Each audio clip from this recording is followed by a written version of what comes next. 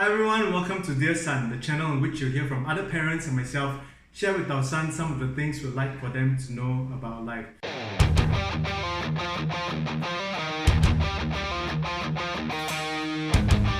Today I have a very special guest. This is the first part of a two-part series, and I'm very privileged to have with me none other than local celebrity Lina Ng. Hello everyone. Thank you, Lina, for making time to spend with me and our viewers. Maybe just updating, if you are not familiar with who Lina is, she has I'm a Lion Moms.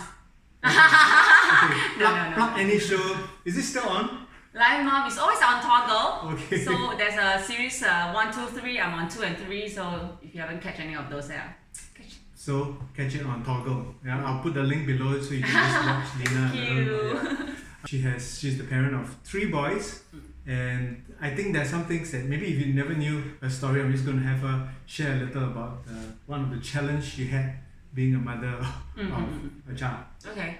Actually, they're all challenging because I have first 2 considered low birth weight babies. They're all below 2.5 kg. Alright, so what's the normal weight for? I thought it's about 2.8 to 3 will be considered the norm, and it's kind of like then they can be discharged and then eat well and sleep well. So anything below 2.5, they may not have the strength to suckle on, to have the breast milk. So you need to spoon feed first until they are stronger, and then feed them with the bottle. Okay. So that was challenges for the first 2. First 2, alright. Yeah. Then the last one, which was it was a really special case because during the checks, he was highly diagnosed as a Down syndrome child. Okay.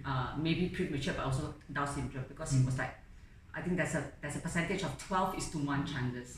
So we were quite concerned that what if he is, especially his child, and as parents, then what should we do to support him? So there were also friends coming along and tell us that maybe you want to consider not having him. But because we are Christian, we believe that all children are special and they have their destiny on earth. So we want to keep, but we just want to prepare ourselves.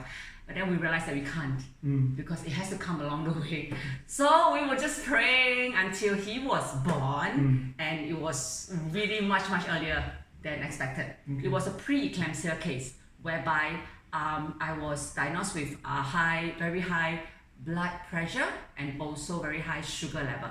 So and the child was having difficulty receiving nutrients and also oxygen from my umbilical cord. So it was an emergency case. We need to take him out, and he was then 32 weeks old. But he only has the size of a 28 weeks old. Okay, for those of you who don't know, it's how many weeks before a child is born? It's about 38 to 40 weeks. The proper term, proper term is 38 to 40, which is, we always say 10 months. So he was born about 8 months, but having 7 months size. So when you first found out that, or when you first realized you had to give birth to a premature baby, what were some of the emotions that you all went through as a family? I think my husband went through more emotions than I am, because there is also a possibility that I may die of excessive blood. What we call that? Loss of blood.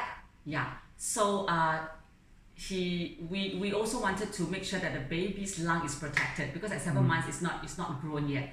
So I have to take an injection 12 hours apart. Okay. So there's 2 injections, 12 hours. But the 12 hours, anything can happen to the baby in my womb. That means if the oxygen level just snapped, that means this baby is going to be brain dead.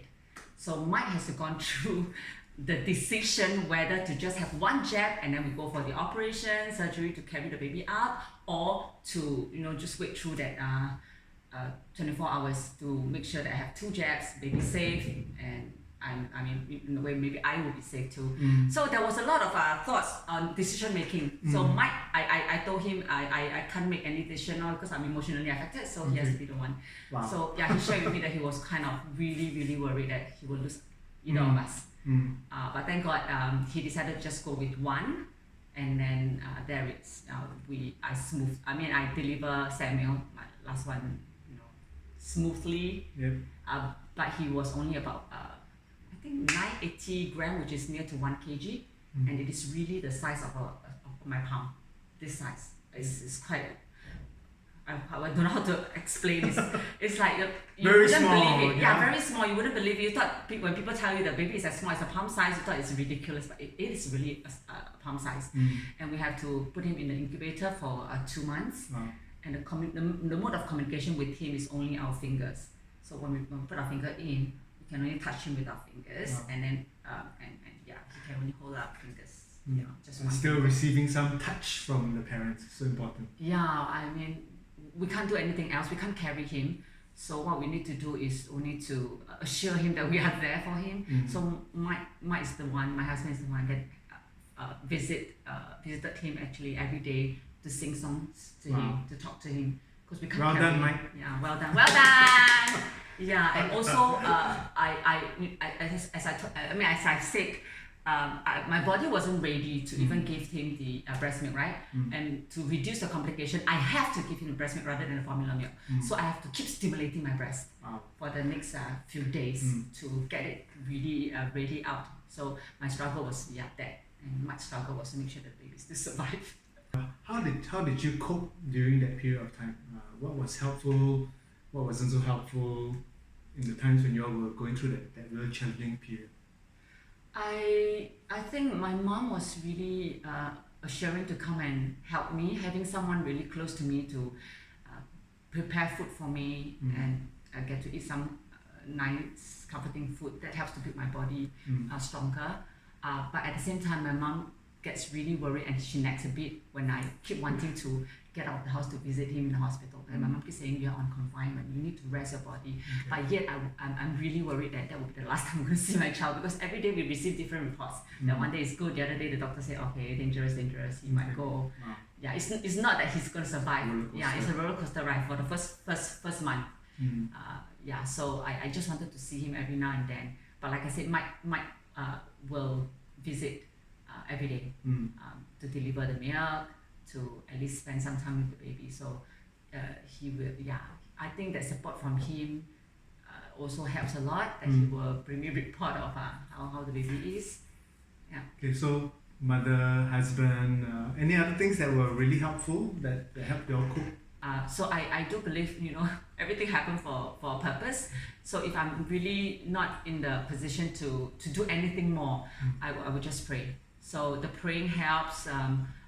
The church friends who call and assure us, saying that they are also with us praying, that really helps as well.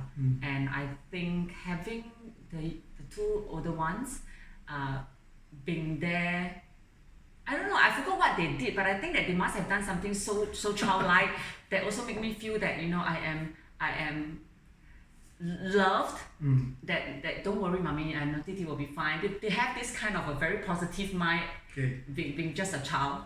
So that childlike faith and confidence, that everything will be okay. Your son now is 8 years old, and Yes. Maybe share with us how has the journey been, as he begin to grow, what were some of the changes that took place? He is a premature boy, so we still have to go for yearly checks to make sure that his development is on par with his age group. So for the first 6 years before he entered primary school, we would still have to go for tests like what you call that, small motor skills tests, some language therapy, to make sure that he's learning well. And we also have to make sure that his eyes is also seeing well. Like the recent one that we went, he was wearing specs actually the year before, and then when we went for the recent one, actually it was much better. And then now he don't have to wear glasses. Then I asked the doctor why. They say, is this, long-sighted is something that can outgrow. I mean, I really don't understand, but he said that it's something that he could outgrow, and then That's so interesting. he could get his vision tuned and better. So I am very happy that now he doesn't have to wear glasses because he really doesn't want to. And I remember at 6 years old, when he's in K1 going to K2, he still couldn't write. But being an early childhood trained teacher, trained, so I wasn't really concerned because I did inform the teachers about him being a premature child, and I told him that don't stress him out because his wrist may not be ready to handle the stress in twisting and writing. And so we took a really good half a year to maybe 7 months to get him to start writing. So when he started to write more and enjoy writing is actually at the end of 6 years old, which most of the friends already start writing at the beginning of 6. So I wasn't worried, and because I wasn't too worried, it kind of assured him and assured the teachers not to stress him. So now he's perfectly fine. He loves learning. He's writing well. He's talking a lot. So I think which is good, right? Yeah. So the happy news that we received is that the recent check we have, the doctor actually said that he has passed whatever test he needed for a premature baby. So I think now we just go for whatever check based on his whenever he's needed, but no more as a premature boy. Maybe just some encouragement to, if you're a parent of premature children or you're suspecting something may not be going as well as you'd like. Maybe Lina, share some things that just an encouragement to other parents out there listening to this.